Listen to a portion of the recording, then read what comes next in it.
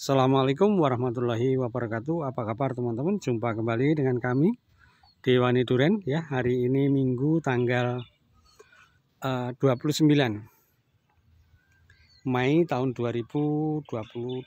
Kami lagi di belakang rumah kami, kebun kecil ya, seluas 1000 meter persegi kurang lebih ya. Teman-teman, sebenarnya kemarin siang kami sudah sampai di rumah ya, karena capek setelah melakukan perjalanan jauh, akhirnya kami tidur ya. Baru pagi ini badan terasa bugar, sudah kemana-mana. Tadi pagi sudah nyemprot ini sambil olahraga. Itu kami kembali lagi ingin berbagi kepada teman-teman ya. Mohon maaf selama perjalanan kami kemarin kami tidak terlalu banyak membuat video, karena apa ya teman-teman, kalau sudah kita ngobrol ya, kebetulan kami ngobrol dengan Pak Mulyana Ahmad, itu lupa untuk bikin video. Nah tapi insya Allah nanti yang perjalanan kami yang kedua, insya Allah dalam minggu ini kami akan kembali lagi ke Cilacap, Indramayu, kemudian saya sendiri mau ke Jakarta. Insya Allah nanti akan kami bikinkan video ya. Nah pagi ini kami kembali lagi bikin video, karena apa? Banyak teman-teman yang protes kenapa kok videonya sekarang jarang ya, kenapa sekarang jarang. Nah pagi ini kembali lagi Dewani Duren akan berbagi begini teman-teman ya, apa sih yang harus kita ketahui ketika kita akan berkebun durian. Nah ini penting teman-teman, ini penting sekali, karena apa? Ini dasar pijakannya nanti kebun kita mau seperti apa ya, kebun kita nanti seperti apa. Jadi apa yang harus kita ketahui dulu sebelum kita memulai berkebun durian. Yang pertama ya teman-teman, bahwa pohon durian itu akan tumbuh dengan maksimal bila syaratnya terpenuhi dengan baik. Nah syarat yang pertama itu adalah air teman-teman. Syarat utamanya adalah air memegang peranan penting paling tinggi, yaitu sekitar 47, sekian persen. Itu air teman-teman ya. Sering kami katakan bahwa dalam 1 tahun itu ada 12 bulan ya. Pohon durian hanya puasa air ya, itu hanya 2 bulan teman-teman, pada saat pembungaan dan pematangan buah saja. 10 bulan lainnya pohon durian rakus air. Karena itu air memegang peranan sangat penting ketika kita memutuskan berkebun durian. Kemudian yang kedua ya, yang kedua adalah sinar matahari teman-teman. Sinar matahari ya, memegang peranan cukup besar, yaitu sekitar 37, sekian persen ya. Kemudian yang terakhir baru nutrisi. Selama ini banyak orang berpikir, termasuk kami dulu, bahwa pupuk memegang peranan penting. Ternyata tidak ya, ternyata tidak teman-teman. Yang memegang peranan penting pertama adalah air, kemudian sinar matahari. Nah berikutnya adalah nutrisi. Nah nutrisi itu apa saja? Nutrisinya adalah hara makro dan mikro.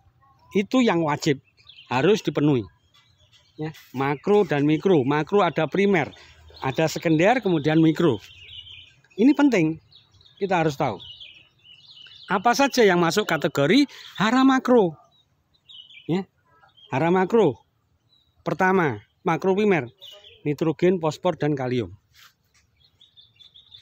ya. Nitrogen, fosfor, dan kalium itu yang primer pertama. Nah manfaatnya apa saja nanti akan kita bahas pada video-video berikutnya. Manfaat nitrogen apa, fosfor apa, kalium apa, nanti insya Allah kita bahas satu persatu ya.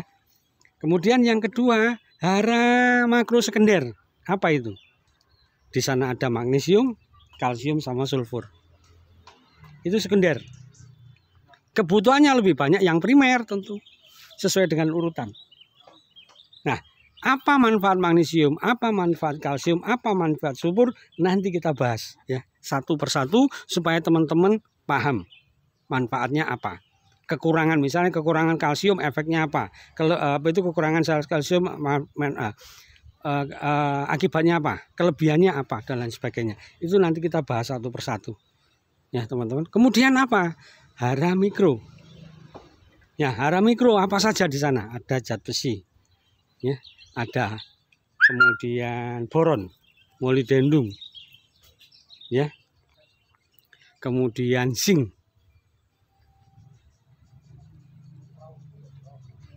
ya, itu hara mikro. Nah, hara makro dan mikro, ya, itu kita harus paham teman-teman, kebutuhannya berapa, ya, kebutuhannya berapa.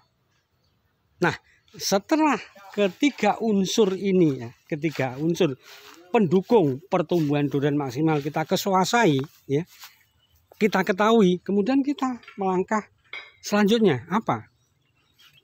Kalau lahannya belum ada, kita harus memilih lahan, mencari lahan yang dimana kandungan, ya, mineralnya baik. Kalau ketemu lahan dengan kandungan mineral yang sangat baik, maka apa itu ongkos produksinya, ongkos berkebun kita jauh lebih murah loh teman-teman. Jadi agro mineral, tetapi faktanya, ya, faktanya tidak setiap tanah yang kita kendaki, yang mungkin harganya, ya, apa ya, masuk di ongkos di kantong, faktanya tidak setiap tanah itu mampu mencukupi unsur haranya. Kalau tidak mampu ya kita cukupi, otomatis, ya, otomatis harga produksinya jauh lebih mahal, ongkos untuk merawat jauh lebih mahal. Kemudian yang perlu diperhatikan lagi selain agro mineral itu adalah iklim di sekitar. Iklim di sekitar mendukung nggak? Nah, perlu teman-teman ketahui juga bahwa pohon durian akan tumbuh dengan maksimal bila temperatur, ya, kisaran 27, 28 sampai di bawah 30 loh. Itu pohon durian akan tumbuh maksimal. Ya, tetapi di lain sisi teman-teman juga harus tahu bahwa proses pematangan buah, pembungaan itu memerlukan temperatur tinggi.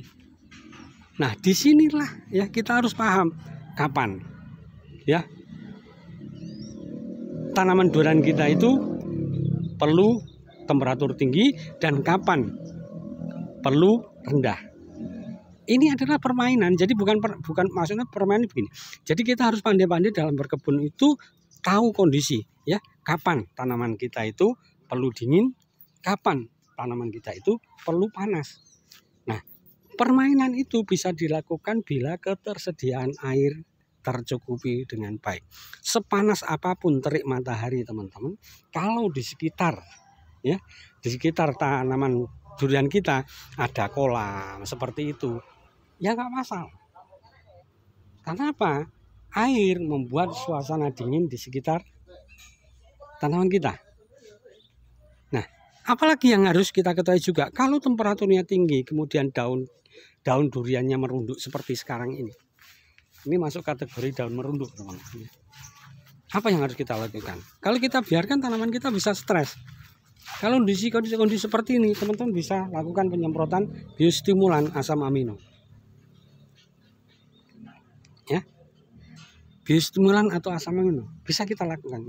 Nah, itulah teman-teman, ya, kurang lebih, ya, yang harus kita ketahui sebelum kita memutuskan untuk berkebun durian. Jangan sampai terjadi, ya, jangan sampai terjadi seperti kami dulu teman-teman, ya.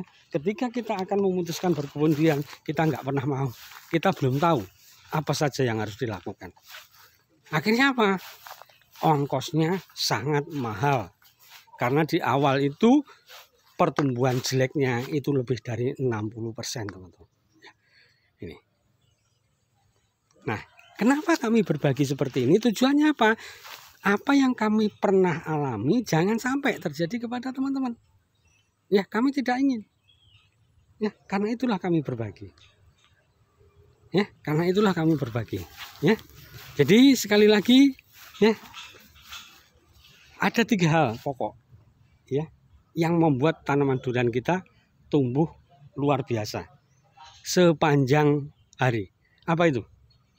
Ya, air, sinar matahari, nutrisi.